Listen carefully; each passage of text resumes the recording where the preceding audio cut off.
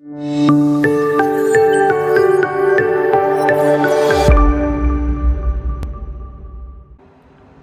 right, so ladies and gentlemen, what we're going to do next, weather the vinyl tracks. Now, I've been very hesitant about painting vinyl tracks. Vinyl, as you understand, there goes my air compressor.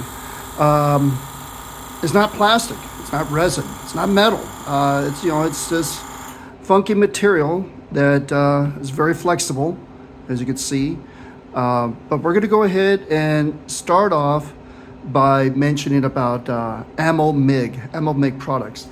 There's a YouTube video that I was researching, been looking at other videos on how to paint vinyl tracks. We're going to be using this Ammo MiG one-shot primer. Now they do come in different colors. This one right here is a brown Oxide primer. So they say to put this up, apply this straight into your bottle, into your airbrush. We're going to be using my Pigments VL airbrush. It's a pretty big needle. It's a one needle. So hopefully it'll be getting us some good coverage. And applying the other products onto this. Now, it did say to spray this straight onto the airbrush. No thinnings required, but make sure you do shake that bottle. Shake it vigorously. 25 PSI, and hopefully that'll work okay.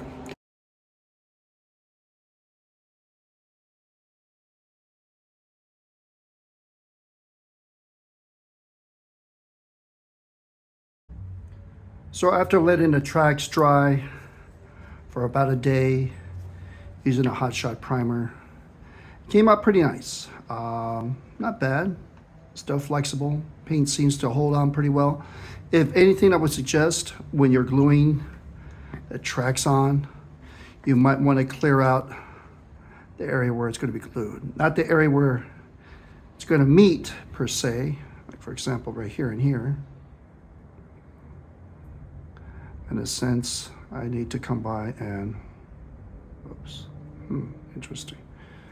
Well, it wasn't all that. Okay, so a little bit of an issue. Paint seemed to have come off. I'm not sure if it's just me needed to prep the vinyl, or, like I said, painting vinyl is not a good thing to have. Anyways, I need to respray this one in. As you can see here, the paint has come off, and that needs to be painted. This part right here does not. So I'm gonna scratch that part off and redo that in. Anyways, so for the most part, I'm gonna go ahead and flip it over. As you can see, they're already flipped, and work on the other side. All right, so the next step we're going to do after we applied the Ammo MiG one-shot primer, this is the brown Oxide primer. Just in case you need to know the number for that, that's AMiG 2026. Next thing we're going to do, we're going to go ahead and apply the dry brush rust colors. Okay, they come in 3 bottles. I got all 3. I don't think you really need all 3 of these. Maybe the darker one and the lighter one might be suffice, but we're going to give it a shot. We're going to see how it looks like and give you guys a real quick review. This is going to be Ammo MiG 0612, 0611, and of course 0610 for the rust, medium rust, light rust. We're going to apply first a regular rust. Shake it up just a bit. It says to just apply it straight on to your tracks, but they do mention about getting yourself a flat brush, which I have right here, just a regular flat brush. I use this for my other paints, but we're going to try it on this. I think it should be okay. Since it's an acrylic paint, we don't have to worry about it. So it says acrylic right there. So first thing you want to do is that you want to load your brush. So we're going to go do that right now. As you can see, just from the cap, it's a pretty thick viscous paint. We're going to just load up a little bit, do a little bit of dry brushing on there. Okay.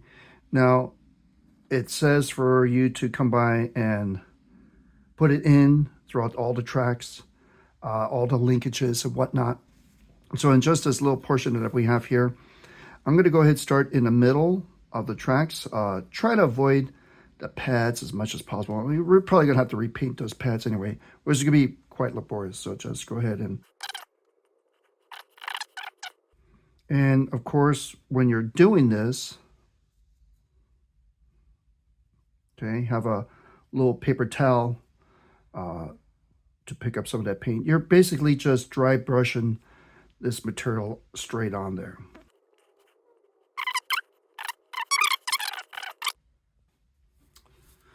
Okay, so I painted out to one end of the tracks. The one other thing I want to mention is that you also want to get, obviously, don't keep that up there, get the inside, the middle portion. So again, load up your brush. And a little bit goes a long way, to be honest. You don't have to paint it per se. Just brush it on there, moving it back vigorously as you can. Even some of the paint that's on the paper towel, you might be able to pick up some of that. Now, with vinyl tracks, you do have to look at carefully. There are some burrs that are on there. Like, for example, I can see one right now, right up in here. I'll use my tip of my paintbrush right there. And, you got to be careful. Now, you could do a couple things. You can actually wind up this track on the inside portion where it's not going to be seen, maybe underneath the shielding or on the ground itself. So just be aware of that.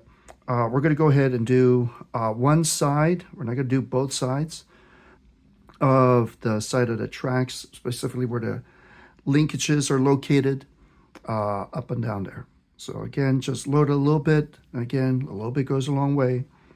So we start about here, and just go back and forth. If you miss one, don't worry about it. You're probably going to get it with the other, or maybe one of the other rust colors.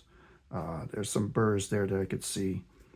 So just be aware of that as you're moving back and forth. Now, I do want to point out that this Leopard 2 tank does have these pads that are on there, those rubber pads. So it's a little bit trickier to get that paint in between. But just from this perspective, just from here, I mean, it looks pretty good compared to the untreated side. I'll try to show that to you in maybe a couple of photos here. But it looks pretty good just the way it is. And durability, well, I have to admit that that primer seems to be holding up really well to the vinyl. There's no breaks, there's no cracks. And I have to admit, it's pretty durable. I've been looking for something for vinyl tracks since I have several Tamiya tanks that have these type of vinyl tracks. And, paint's coming, it's holding up pretty well. So far, at least for this side. We're going to do the inside portion in just a minute, but I'm going to go ahead and finish off at least this top portion. One thing I want to point out, say, for example, you forget or you just have too much paint on your brush. Don't worry about that. You can just smear that off into another portion of the tracks. It seems to wipe down pretty easily. I'm just going to grab some right here without brushing on the paper towel. And yikes, okay, it looks like too much. Again, just brush it down. There might have been a little too much there. To the other tracks. Almost like as if this was your paper towel. Now, what about this part? Okay, well, I mean, you're going to have some rust on some of these rubber portions. That's going to happen. I've seen pictures of that happening where the tracks do get a little rusted. I mean, the pads get a little rusted. So I think having it on there is okay. Don't sweat the load too much on that.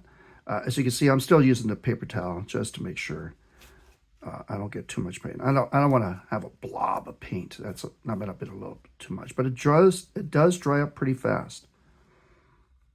And even in the weather condition I'm in right now, it's a bit humid where I'm living at, and it seems to be attaching itself pretty well and actually staying put. So there you go. That's pretty much one side of the track that we have. I'm going to, again, just finish painting the sides. We've already done this one side, so I'm going to go ahead and finish that off. So next time you see me, I'll start on the inner track.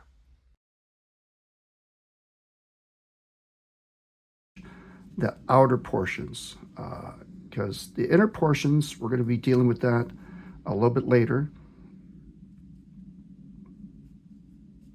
So maybe not do the whole thing, maybe get the horns, the middle portions of the track. That is metal there, and the outer portions. And then when you do the horns, make sure you get both sides of that horn there. Make sure you get both sides of that horn. A little bit too much there again. Again, this is my first time applying this, so bear with me.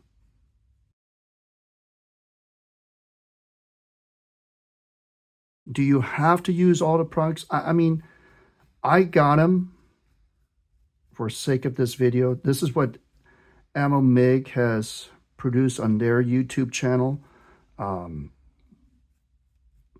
So I did get all those different things that they mentioned. I'll leave a link to them so that way you can see it. And you judge for yourself, you know, how much detail do you really want to add to this? For me, this is my first tank build that I'm actually using weathering material, weathering paints, stuff like that. So I'm not really the professional on that, but you know what? It looks pretty good from what I could see here.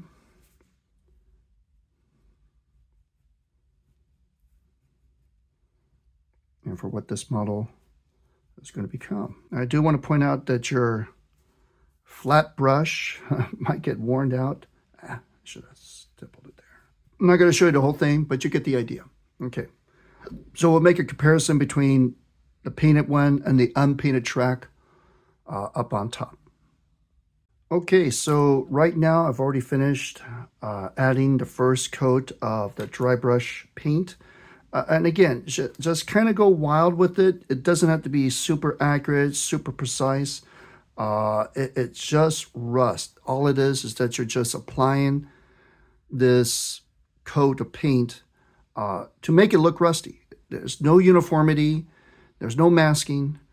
Just kind of go crazy with it. Sip a little bit in some places. If you get too much, you know, just spread it out a little bit vigorously. And you're going really fast, okay, as you're moving your brush back and forth. And this is the results that I have. So right here is the rusted out track. On the inner portion, above it is the unfinished portion.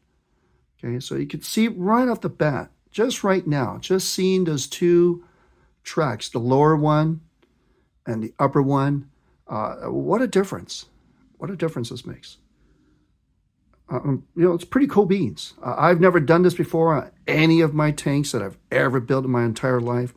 And I kind of enjoy it. It looks pretty cool beans. Now, what about other tracks like your resin or your 3D printed or, you know, your those link by link little pieces? You know, I haven't tried that. Will this stuff work on that? I'm assuming that it will. I can't imagine why it wouldn't. But what about the metal tracks? Well, that's a whole different process. And I will be showing you a video of that later on. We just need to finish this Leopard 2 AVLB. Okay, but it looks good. I kind of like it. I have not even used the other two colors. And again, do I really need these other two? Do I need all three?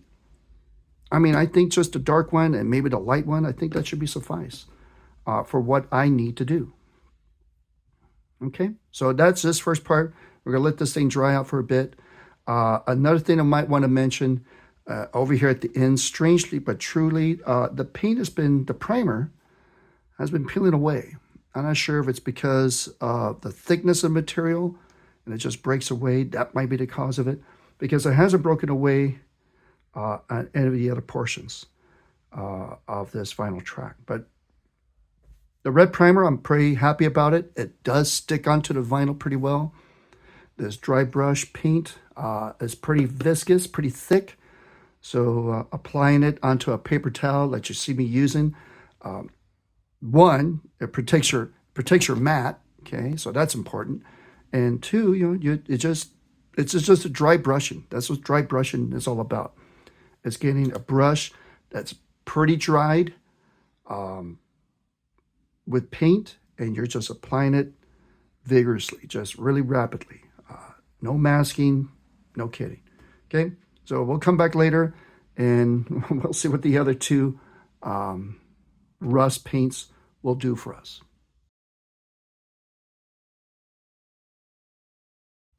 Okay, so I've already done the outer and inner portions, and this is with the light rust. Again, just a comparison with the light rust being applied and none of the light rust being applied up on top. So there is a bit of a difference.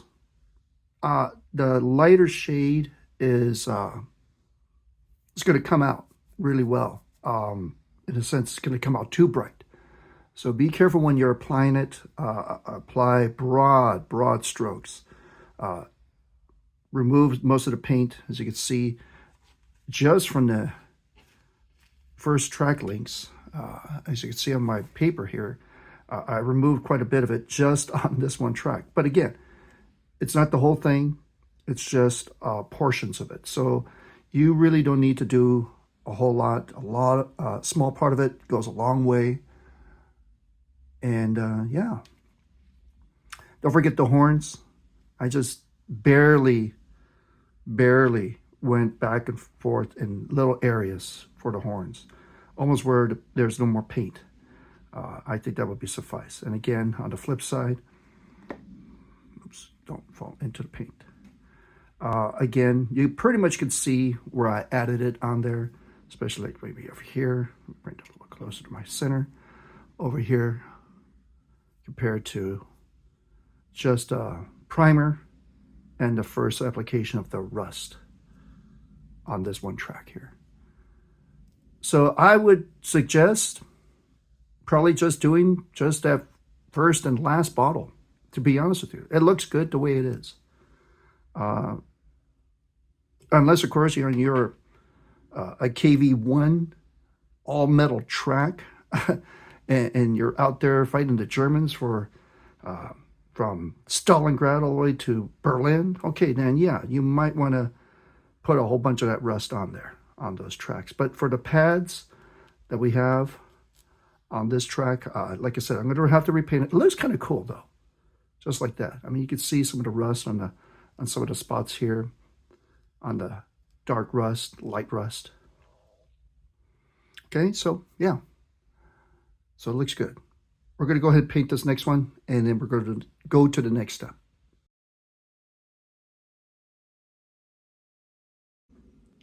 So on the last step of today, I'm going to go ahead and paint the pads of the tracks.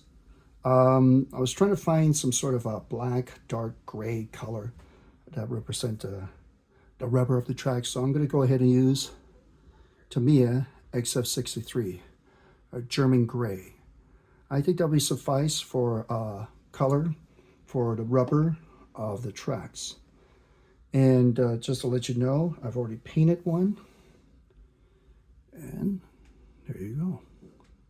So top side unpainted, bottom side has been painted. And I think they came out quite nice. Using I think it was a 100 brush, just like dabbed it twice, get a good amount of paint, and just 2 brushes to do 1 pad. 2 brushes is all you need. And it really stands out.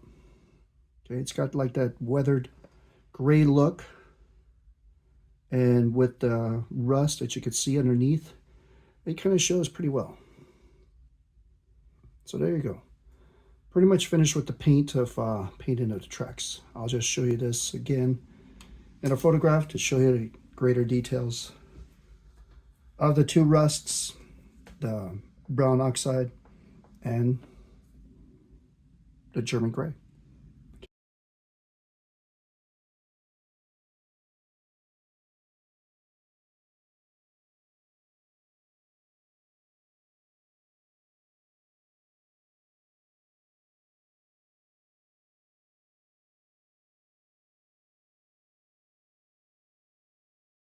But the next thing after this, again, just going a little overboard for what Ammo MiG showed on their YouTube video. Also got the other products as well. And those other products are going to be,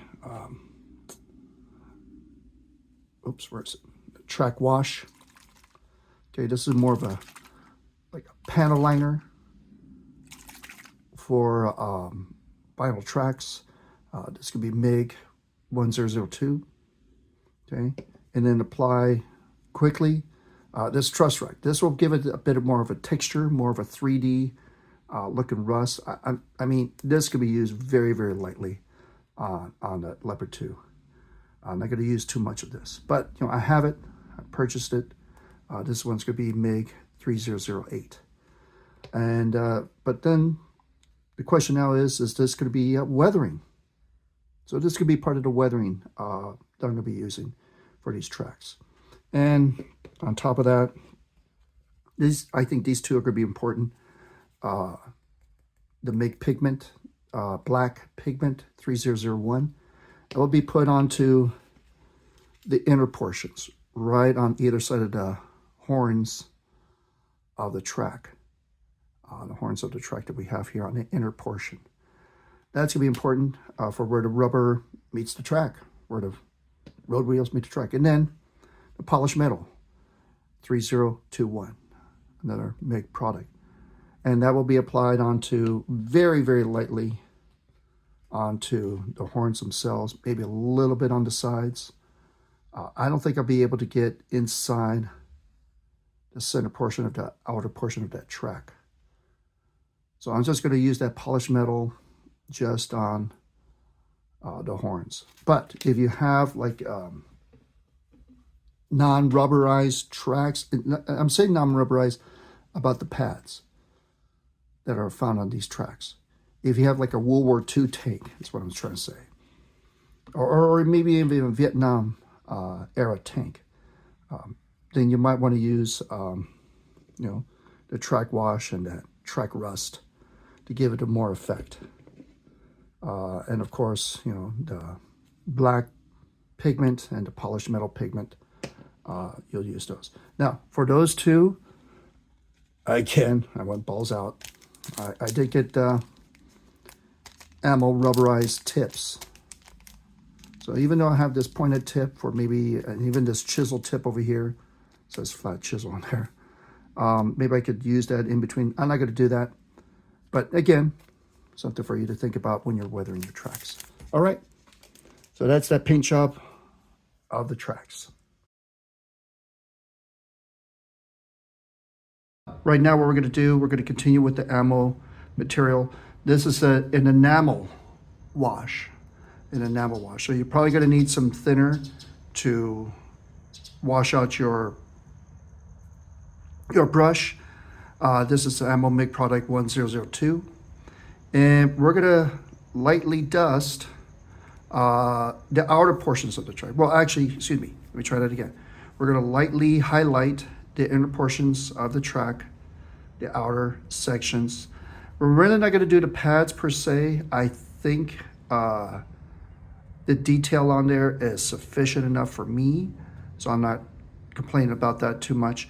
It's just that the inner portion's a little hard to see, so we're going to add that track wash and just a bit of the track rust. I'm assuming that these two products would be great if you had like some tank tracks that did not have the pads.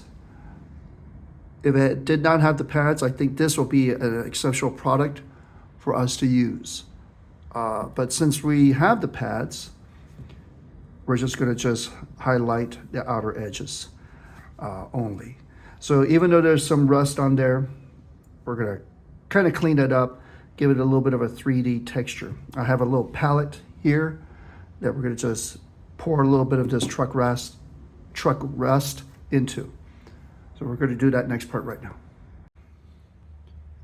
And this truck rust is a powder. Maybe I have too much there. I just spooned it out using my own brush. Reseal that. And then of course the track wash, you could use it straight out of the bottle. It's been suggested on the Ammo MiG website, the YouTube website, that you add this and apply the track rust before this stuff dries. So we're going to go ahead and do that. We're going to try to do two things at once, and hopefully we'll get a good product.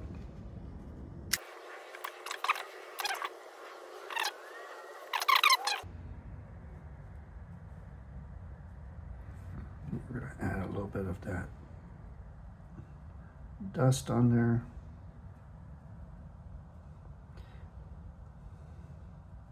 And it might behoove you to actually like get a paper towel.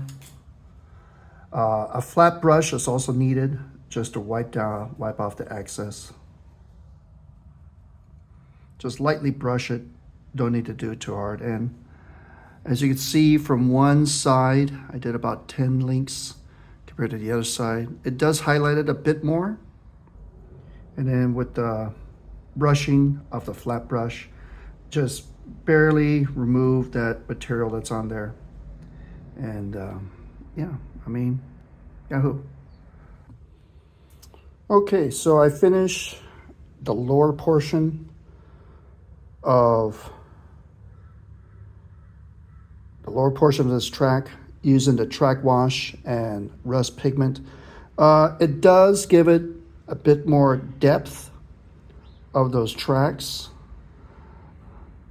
I mean, it seems good enough for me to actually see those links a little better.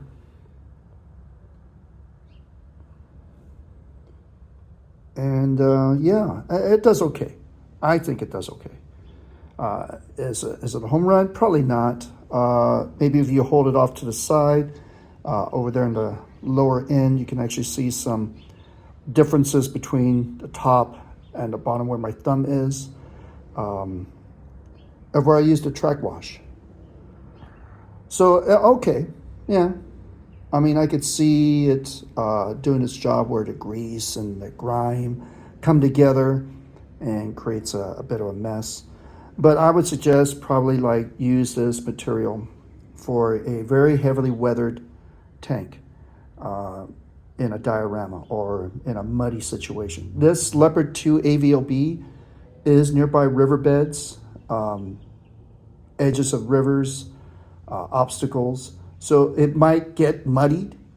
It might get pretty filthy. So, I mean, I guess I would use it. I'm to be honest with you, I'm a little bit satisfied with just the paints that we used from the time before. I mean, it came out really nice. I'm pretty satisfied with that Dio Dry-Brush technique. It gives it a pretty nice color change. But one thing I realized about vinyl tracks, like I said, it's my first tank build, first time ever using these products, first time ever weathering a tank. Look out for those imperfections, like this little nib that's right here, that one right there where my finger's pointed to. There's several of them on these vinyl tracks, and that's probably why modelers don't like vinyl tracks, because unless, of course, you're painting it and you're messing around with it, you won't see them until the moment of, even on the edges, like this guy right here, wherever my finger's pointed at. You know, it is what it is, just FYI. So it's okay with the track wash, the rust, it's doable.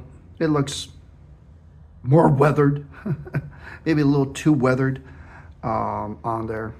We're gonna go ahead and do the flip side now, and I'll show you the results of one track versus the other.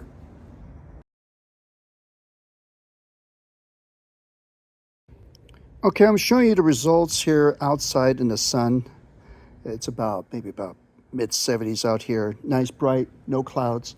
The lower track, the one that I'm moving with my pinky and ring finger, that's the one with the track wash and rust. And as you can see, it's kind of like a panel liner. It does highlight the indentations, the marks from one track to the other. You know, you can see the individual links pretty well. I'm not a tinker guy, so I'm not sure what you call all those individual links and attachments and pins. But compared to the top one, compared to the bottom one, I mean, there is a difference. Can you see the light rust and the dark rust that I painted on there before? A little bit, just a tad bit. Will that be obscured later? It could.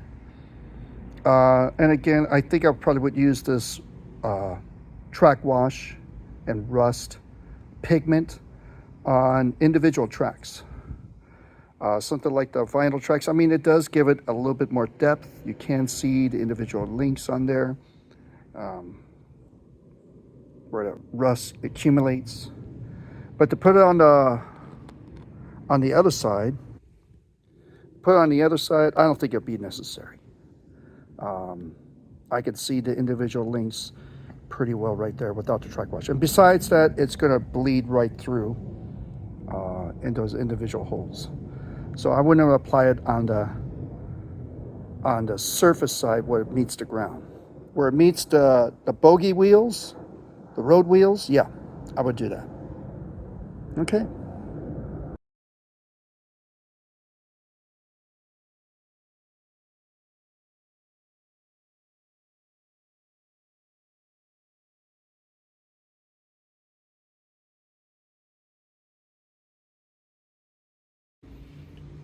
Okay, so both tracks are now done. It doesn't take not more than a few minutes.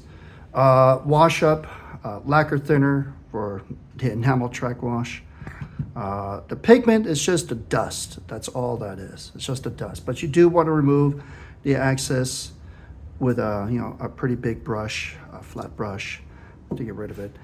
Use an old, worn out paintbrush that you might have lying around. That's great enough. You don't need to buy all these fancy dancy brushes to actually add that dust on there. The fine brush that I have is just something that I've had for AK stuff. But it came out nice. It's okay. I would use it.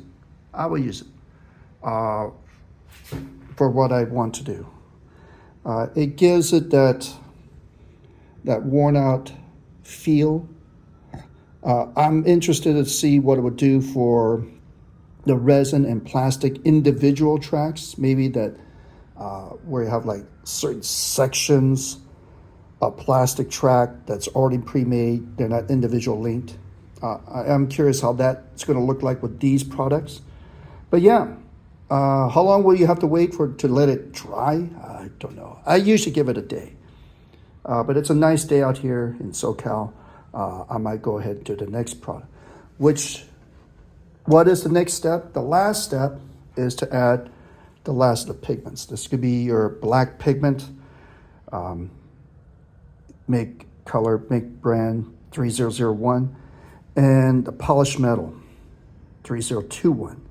We're going to add these two pigments onto the rubber portion of the inner part of the tracks, where the road wheels meet the track itself. Because those road wheels do leave a bit of an imprint of a skid mark, since there's like 8 of them or 6 of them or 20 of them. You look at a Tiger 1 tank, it seems. And of course the polished metal for the horns of the track, where it's always beaten up against that the inner portion of those road wheels. So that's gonna be our last step. We'll probably do that one later on.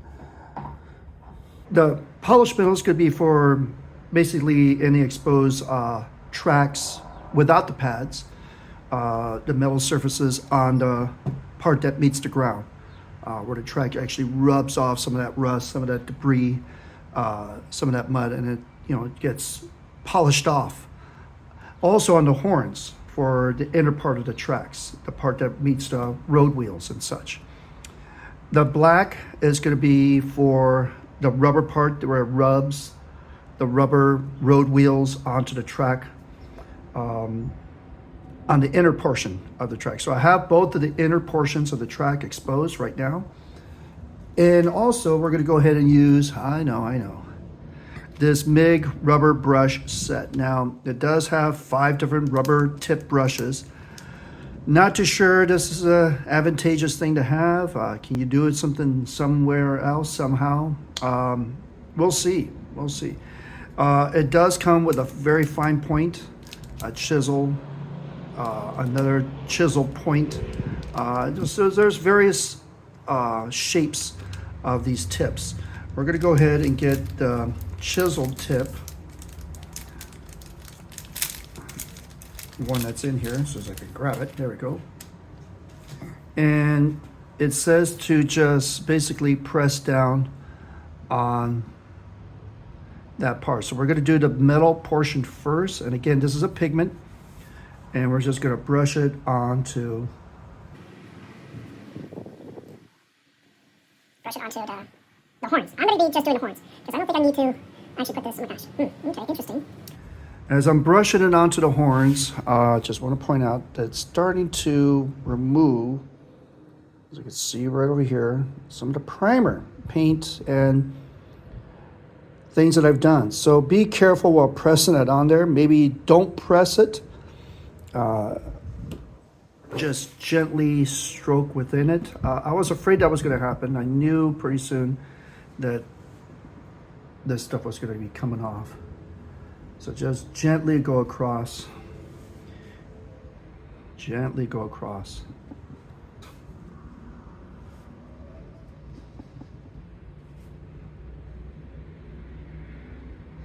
You can see right now, we got some decent color onto those tracks there. Just be careful that you don't rub too much. Otherwise, as you can see on the first few teeth that are there, you rubbed off some of the paint and primer.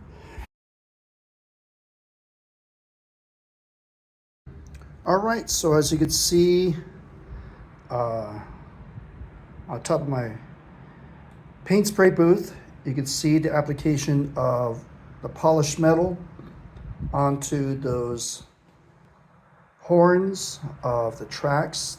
So with the track wash on the inner portion, the outer portion of the links here, right where my fingernail's going through, and then the polished metal in the middle, in the center, it looks good so far.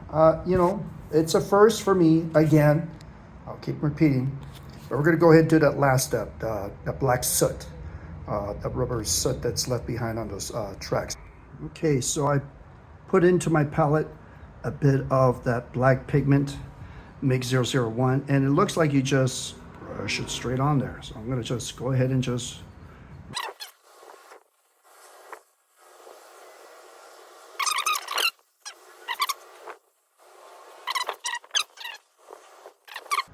areas are coming off a bit, but this is the final step. I am kind of curious if there's like a fixer or some sort of a spray, and I need to spray this down to make sure this stuff stays intact. I don't think it said anything about that. Overall, I give it maybe about, seriously, maybe about a B-. It's not A grade. Doesn't make everything look, whoa, that's pretty cool. But for those of you who are interested about the ammo products, they seem to hold up pretty well. I'm pretty impressed. Not greatly impressed, but pretty impressed with the brown oxide. That primer that I started off with, it seemed to hold pretty well. I give it about a good B, maybe even a B minus. As far as the paints,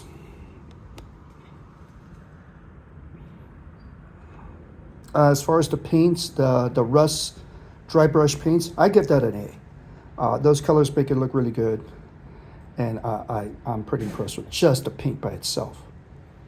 As far as the track wash and rust powder, you know, like I said, give that stuff for your individual tracks, your plastic tracks, your resin tracks.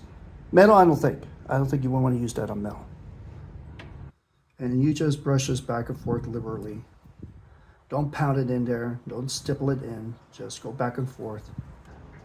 So as far as these pigments that I'm placing, the polished metal, I mean, that's good looking. I can still see it stand out even after I'm brushing down the black pigment.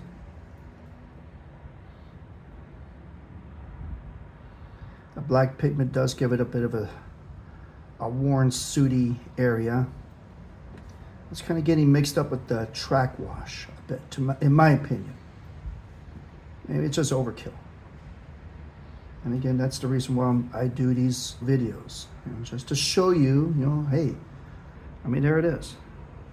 So the next thing we do, we'll attach it onto the Leopard 2 and see how it looks.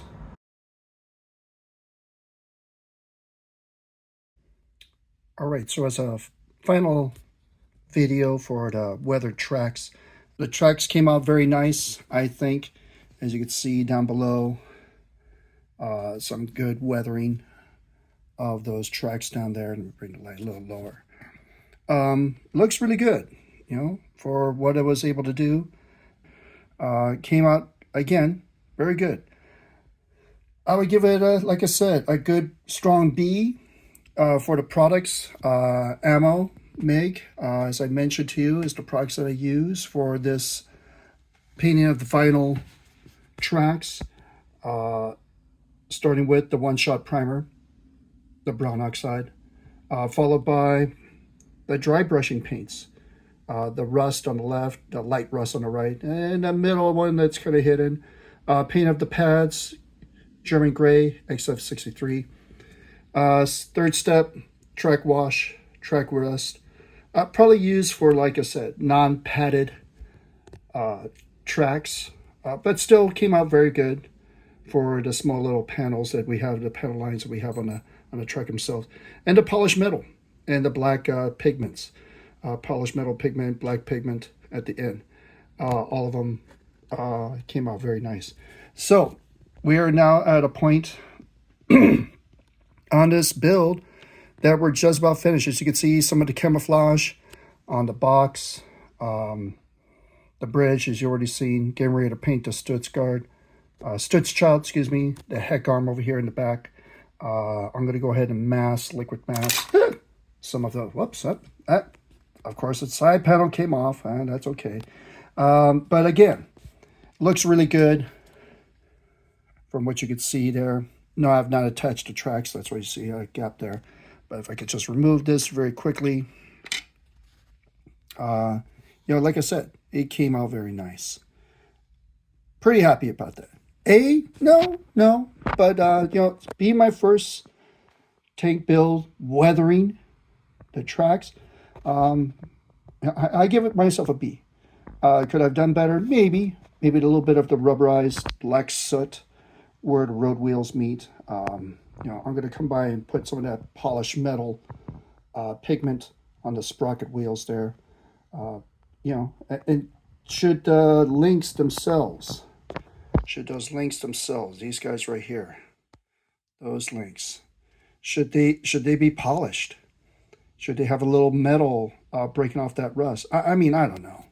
But like I said, for the most part, quite satisfied on how they came out. Pretty rusted out tracks for a vinyl track. But it is, as I mentioned, a bit of a process, and you have to take your time. But the effects, well, I mean, what do you think? All the brushes here that I've used, from painting to the airbrush. Well, I didn't put the airbrush. That's a standard thing.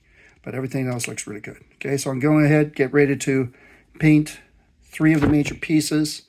The sub-assemblies, the stitch child, the heck arm, the laying arm, and the heck arm over here in the back. Okay, go ahead and paint those, and paint that body with, of course, the fallen off side skirt.